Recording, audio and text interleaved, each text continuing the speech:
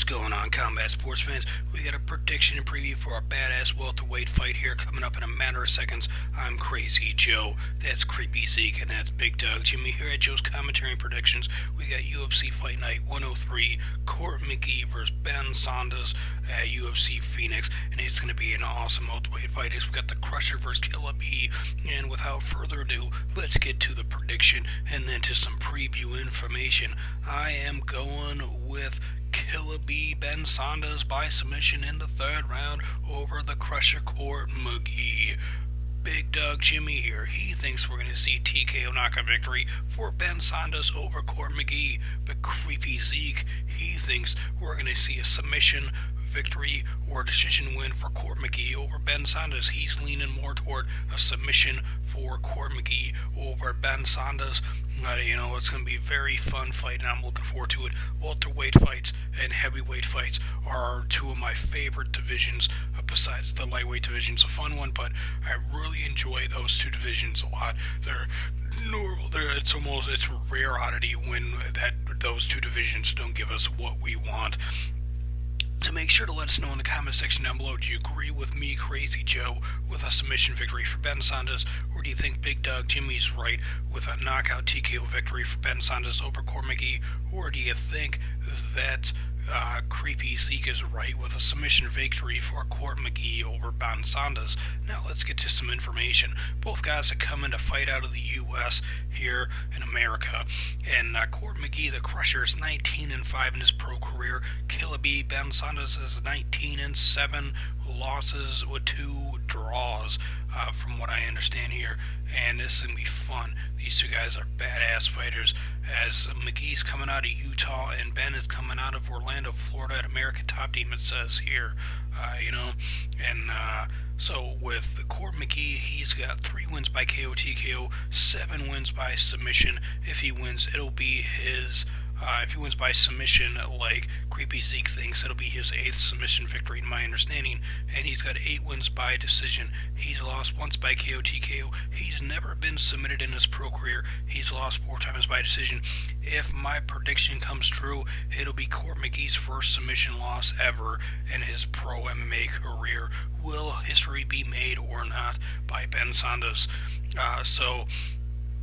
Court McGee, he won his last fight against Dominic Steele at UFC Fight Night 92 by unanimous decision. Before that, he was TKO'd in the first round by Santiago Pezzanavio at UFC on Fox 19, and he won by unanimous decision prior to that.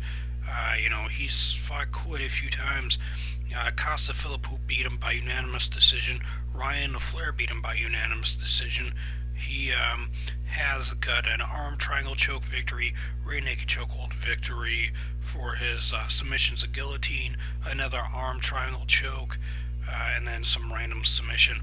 So he is really good with his submission game, but lately his fights have gone the distance in his most recent fights besides the TKO loss there.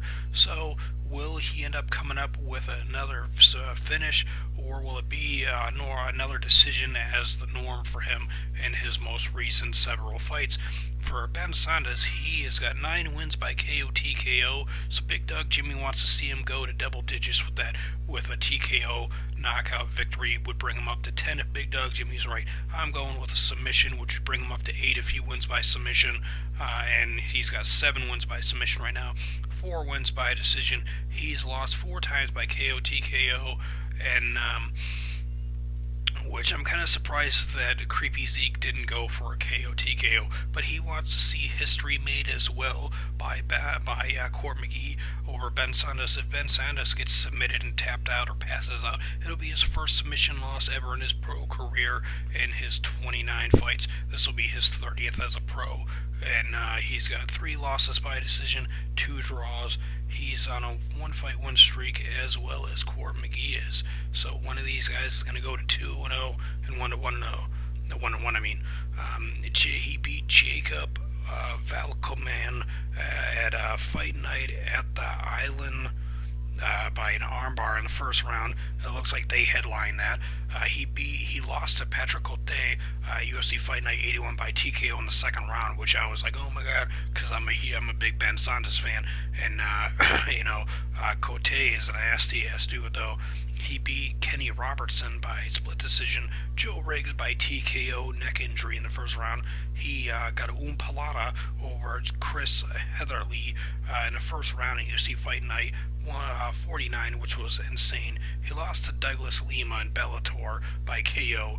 He was on a 3-fight win streak prior to that, the TKO unanimous decision and KO, and the list goes on and on. He's got a key lock submission victory, submission, an armbar submission, triangle choke. No, he's got all kinds of different stuff. His first pro fight he lost by draw, and then he didn't lose it. It was a draw. That's pretty crazy for your first pro fight to have it be a draw, and then your second one a draw as well. That's nuts. But then he came back and you won, and he had quite the win streak. 1, 2, 3, 4, 5, 6, 7 fights in a row he won. All of them finishes, except for one. He's been fighting for a long time. He's a badass dude. Let me know anything.